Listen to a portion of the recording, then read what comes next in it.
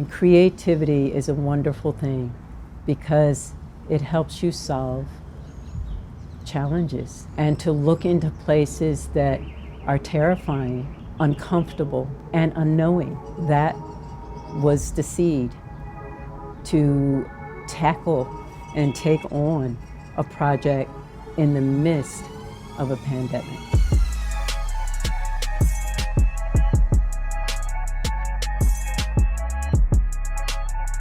Hello, my name is Marcus Robinson, and I created this project to highlight people still finding a way to create in this most interesting time we're living in, because art will find a way, by any means.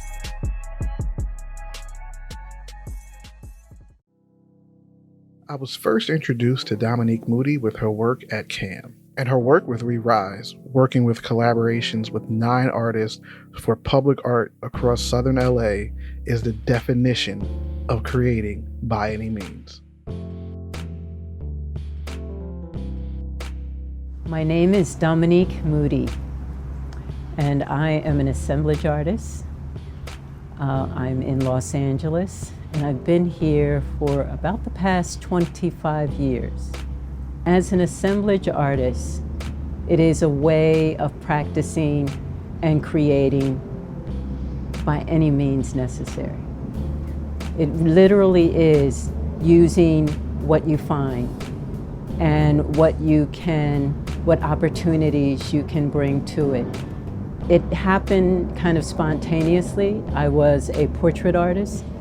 I drew high render detail portraits and figurative and environments. And although the skill level was extraordinary, the content didn't always go where I wanted it to go. And then my eyesight changed. The nature of my vision eyesight disorder is called macular, it's a form, and it's a juvenile form of macular degeneration. It's often referred to as Stargardt's, and it is a way in which this center portion, where you see your detail, your depth of field, your color acuity, slowly erodes, and they don't know why, and it's all in the back of the eye. So when you wear glasses, you're correcting what's in front, the surface of your eye. When it's in the back, there are no lenses that will help you. And so there's nothing that I can wear other than wearing sunlight protective, like sunglasses. And because of that, I don't have the signatures of someone who is considered blind or visually impaired. I don't use a cane unless I'm in an area I don't know, or to signal. It's really to signal other people and not to navigate. Losing your vision as a visual artist is frightening, but to continue to create and push through is the definition of by any means. I've been an artist all my life, and I cannot remember a time when I was not creating. But when my eyesight changed, I knew I had to do something different with the skills. And that was both terrifying, but it was also an amazing kind of liberation. And I knew that I had to delve into some skill sets that are very non-traditional. As my friend John Otterbridge used to say, art is what it needs to be. And so if it takes the shape of a house, of an old truck, of people coming together, of trash in an empty lot, reconfigured and reassembled into something beautiful, that's what art needs to be. I don't put any other definition on it because I never know when it's going to speak to me, what it's going to say, and what it'll bring forth. So I got a call from Rise. And I, number one, love even the name, We Rise. In the midst of all of this challenge, that we even have the possibility that we can rise. We could have done a single piece.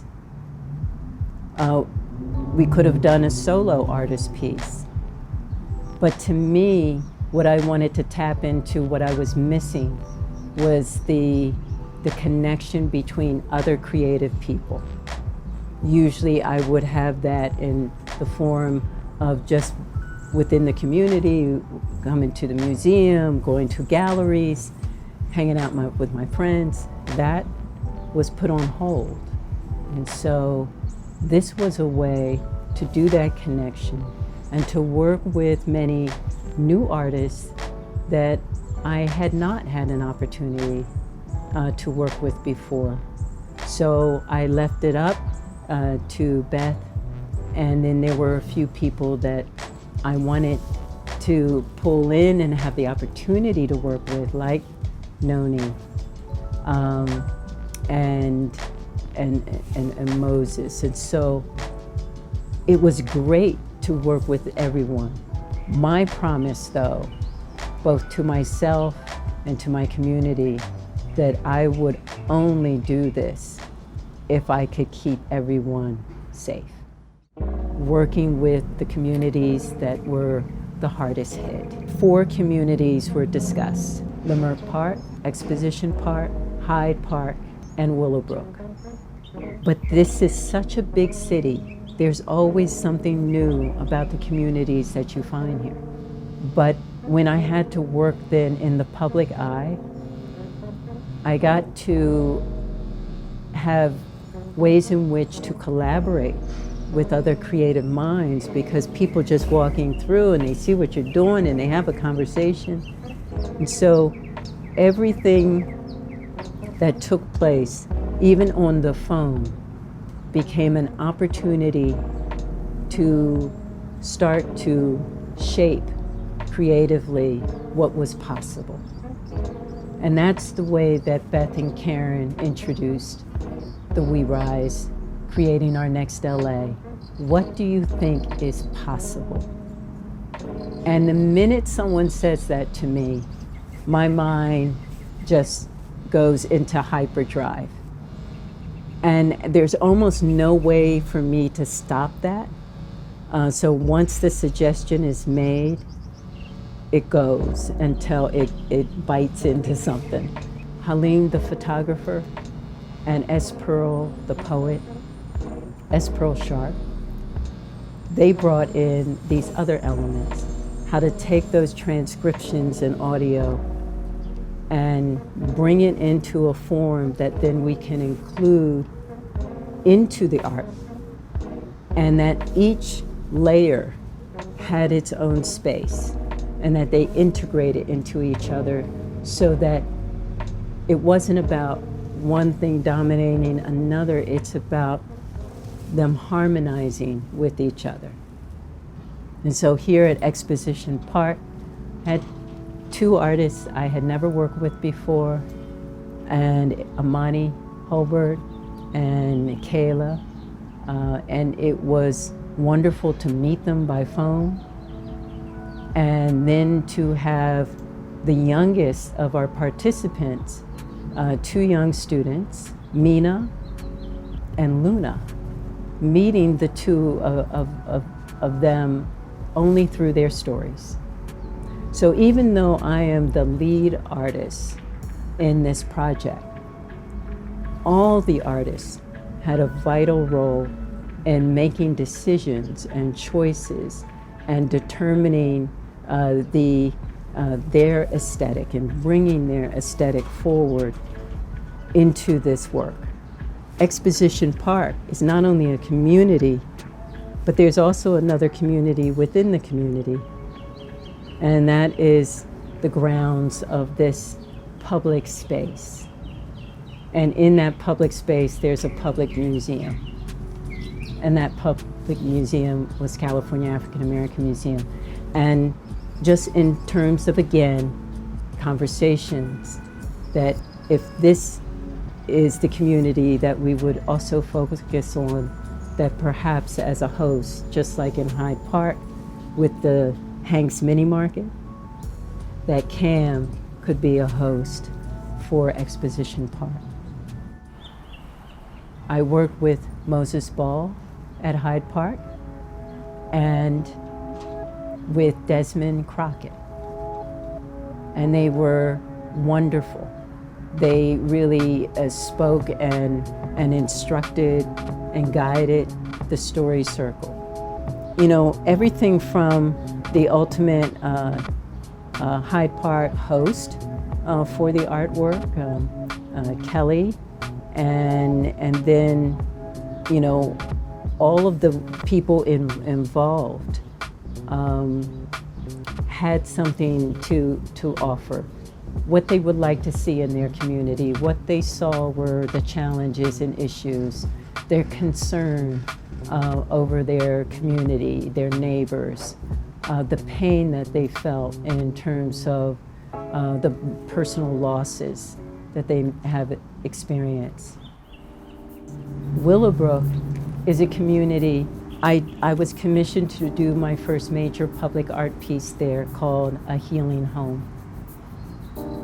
And so I was fascinated to get reintroduced to the community and meet the artist Floyd Strickland and Reginald, who was doing various programs within the community, and listening to the stories of Rose and George.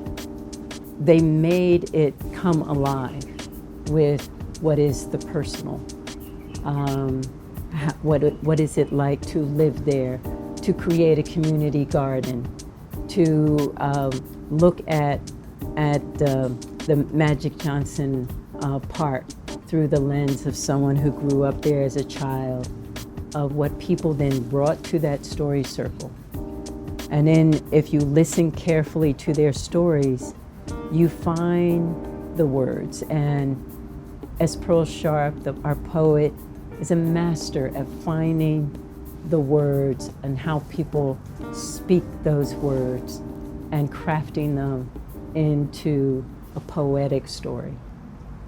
Leimert Park was the Mecca, but the physical park itself was the heart. It was the Sankofa heart.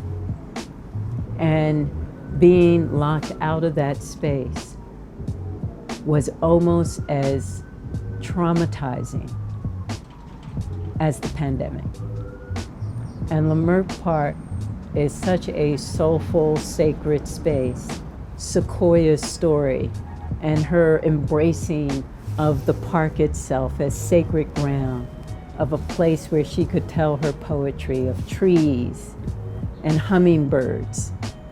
And then at the same time, when Noni selected Marie, and Marie's creativity having blossomed out of her cultural experiences of Jamaica, and bringing that to the Leimert Park in the form of the richness of Carnival. There are so many creative people in Leimert Park, and Brittany and Noni as the artists, so connected there that when they took on crafting their panels, it was just in wonderment about exploring new mediums, new sizes and scales, from muralist to mini mural, from painter into digital. And so everyone who has seen the work, once it went up, once it was installed, even the installers themselves, and the people who have their bedrooms on the benches next to Exposition Park, who come to the store at a Hanks Mini Market, who walk along the walkway of the Willowbrook walkway, who circle the park at Leimert. Every person I've encountered has honored the work.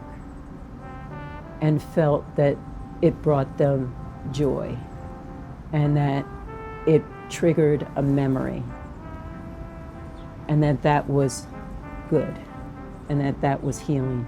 And so when I hear that, the work was successful. Out of the ordinary comes the extraordinary.